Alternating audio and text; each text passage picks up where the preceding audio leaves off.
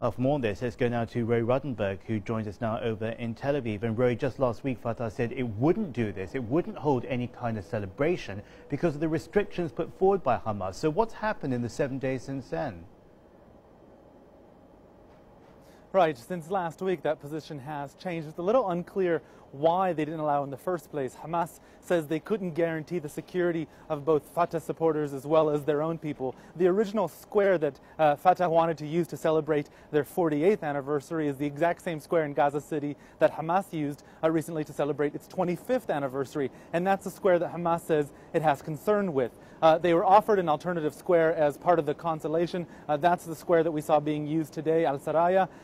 But Fatah supporters believe that Hamas didn't want them to hold such a rally at all because they were afraid to see. They accused them of being afraid to see just how many supporters of Fatah were actually in Gaza. And we saw those numbers coming out today.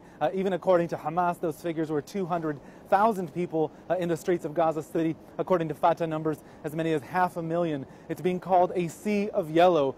Yellow flags of Fatah, a rarity that hasn't been seen in Gaza officially, at least in the last 5 or 6 years, and was allowed right now. Again, recently there was a Fatah demonstration, Fatah celebrations in the West Bank, and also before that, perhaps the key element of reconciliation was that also in the West Bank, in recent months, Fatah has allowed Hamas to hold their activities, and we've seen more and more green flags flying in the West Bank, and we've seen, of course, recently the Hamas rally celebrating its 25th anniversary in the West Bank. So a change of positions. It's still unclear why, but the rally did happen despite a position a week ago, an indication that it would not. I want to pick out one of the words you used just there, which is reconciliation, because many Palestinians are investing hope in this rally. They see it as the coming together of two groups that have seen lots of bad blood over the last couple of years. Is this a slightly over-optimistic tone, or is there the content to really build a strong foundation to come together?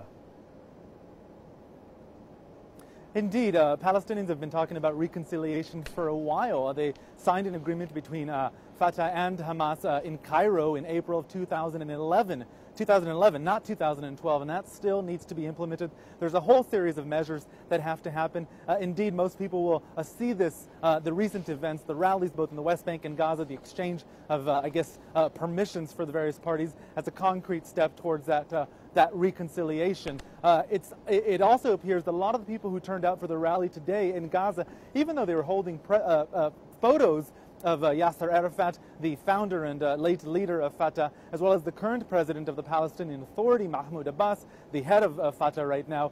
Many of them were actually turning out, they said, because they wanted to show their support for Palestinian reconciliation. They say unity is the way forward. Mahmoud Abbas has not visited Gaza despite repeated plans to do so. Fatah says his security so far has been unable to be guaranteed. He addressed the crowd live via satellite and promised unity for the Palestinians. He promised to visit soon, and he promised to continue for the liberation of Palestine. You have to remember that there were two concrete steps that happened in the last few months on both sides, Fatah and Hamas, which gave each side some support. Hamas had its 8-day war with Israel, which many Palestinians see Hamas as emerging victorious. The Fatah party has its successful efforts at the UN for recognition of a certain type of status at the UN General Assembly. Both sides feeling empowered, both sides feeling that they have a mandate from their people. One of the conditions for reconciliation is general elections, and it appears, based on the latest polls, that in that type of vote, Hamas would emerge victorious.